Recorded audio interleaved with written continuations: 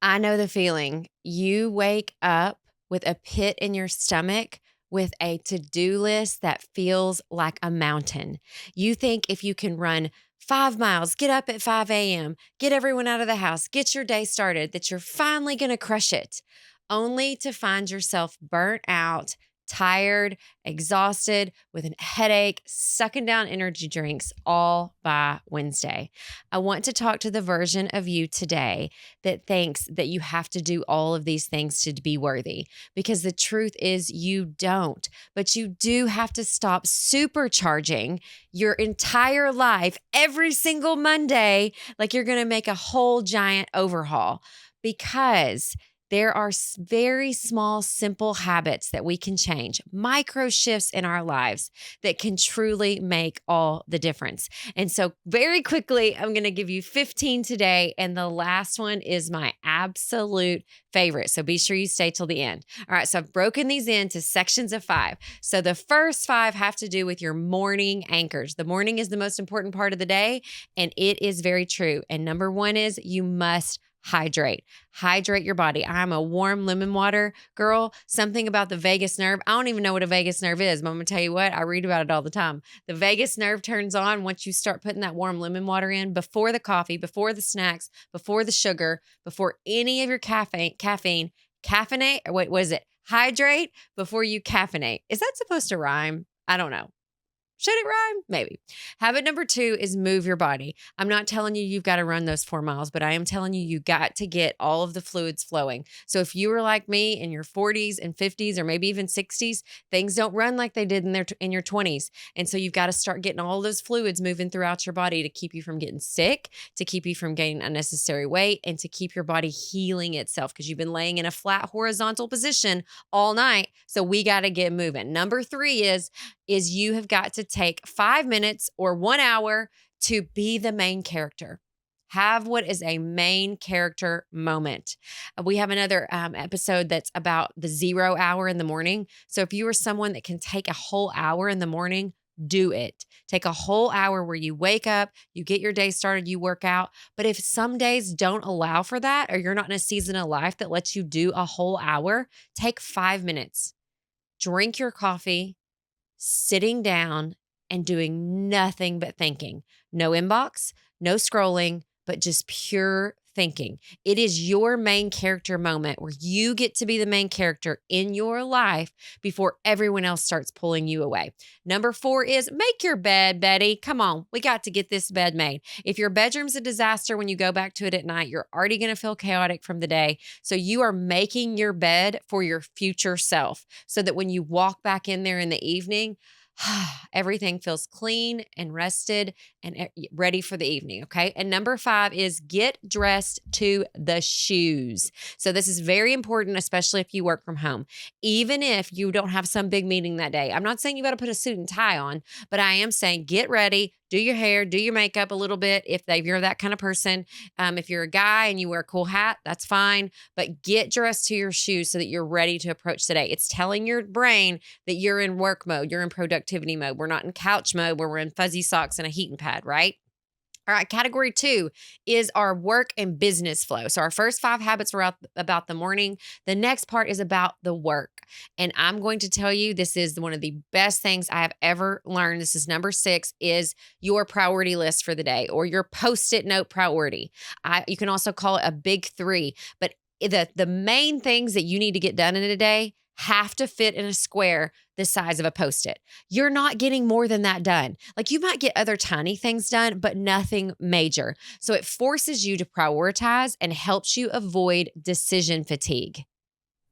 Number 7, eat that frog, baby. Eat the frog first. Okay. So get the biggest, scariest thing that can generate the most revenue, the most productivity, the most success for you. Get that done first.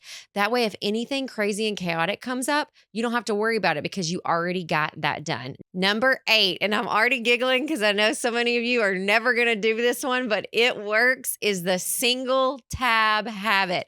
So when you are working on something, only have one tab open on your computer at a time. Okay. Yes. Okay. I know some of you are not going to close the windows out and you're just going to have to shrink them down to the bottom, but keep that one tab, at least on that one window, window and it will keep you focused. Because if you have your banking tab and your cash flows tab and your social media and your Slack and your brain's always noticing, and every time you go back into that tab into a different tab, it can take you up to 27 minutes to get focused back in for deep work. So the single tab thing is huge.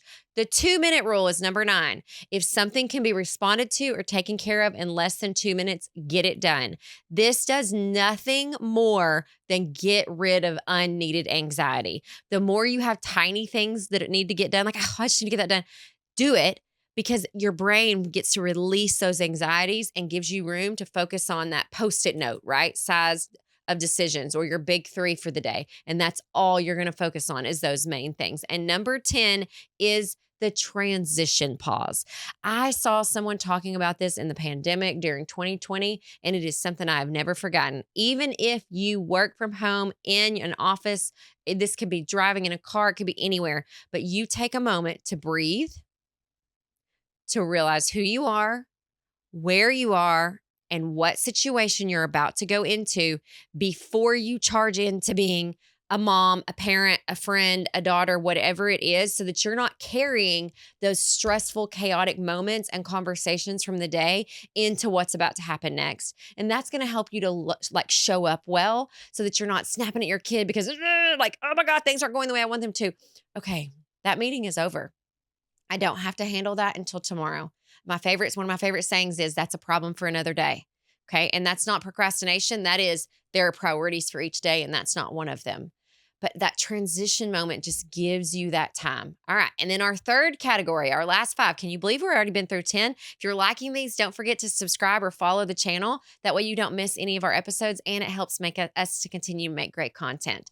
And so category 3, number 11, is at home. So these are your home and kind of self anchors. So we had our morning, we had our work day, and now we're going to have what happens when we get home. We get to close it up, and that is the kitchen closing shift. If you have kids, or you live in a house with any other humans, or maybe just yourself, right?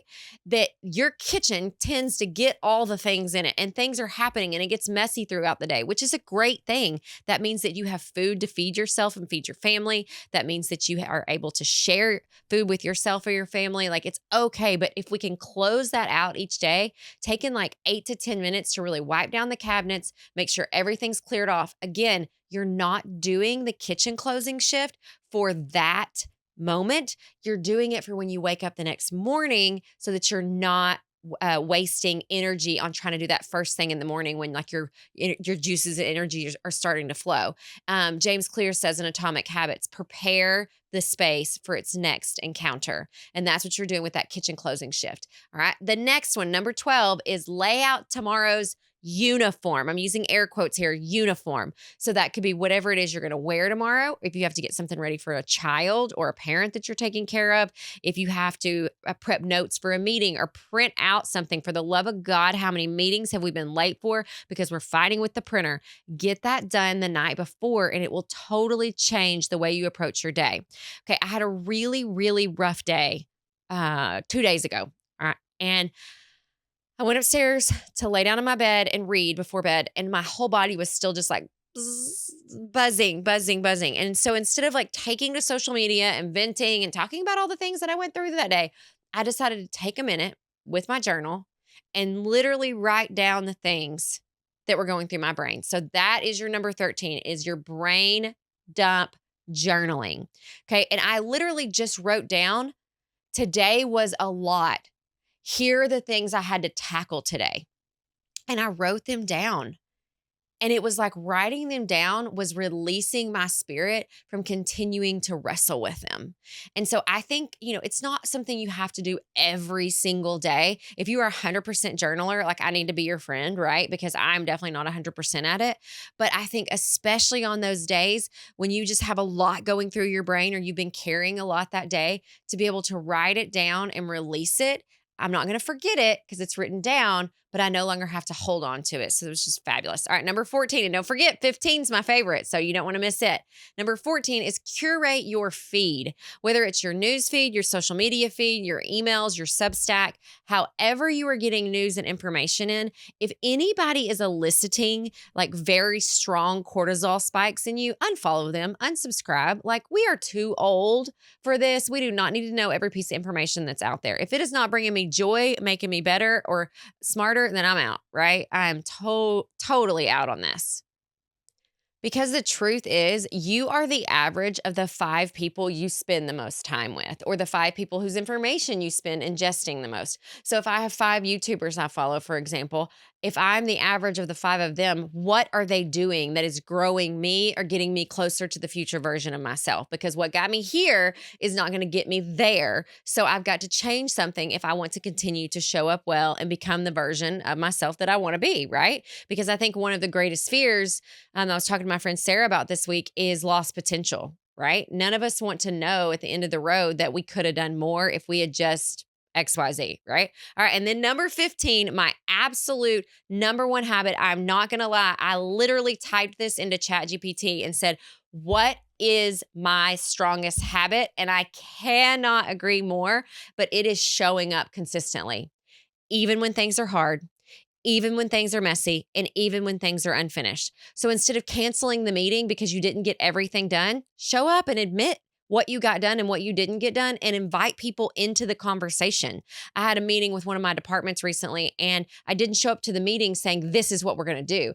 I showed up saying, here's some ideas I have. Let's tackle this. And we spent 45 minutes outlining an entire year, and it was way better than I could have ever done alone. But if I had just canceled the meeting because everything wasn't done that I thought in my brain needed to be done, we would never would have had all of that greatness happening in that time. And now everyone feels bought in, they feel part of the process. And then they also know that their voice matters, even if we did or did not execute on exactly what everyone said.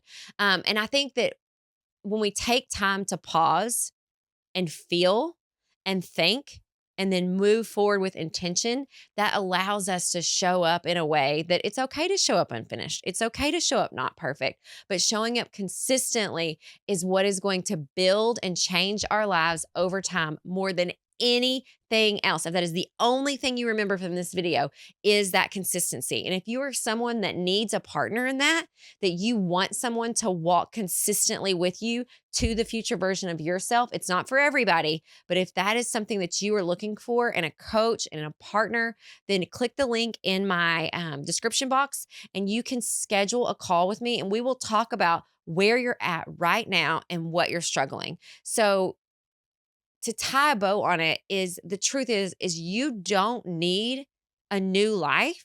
You just need a new way of operating within the one you have. And these 15 habits have the power to shape and change what the next 15 minutes, 15 hours, and 15 years of your life looks like.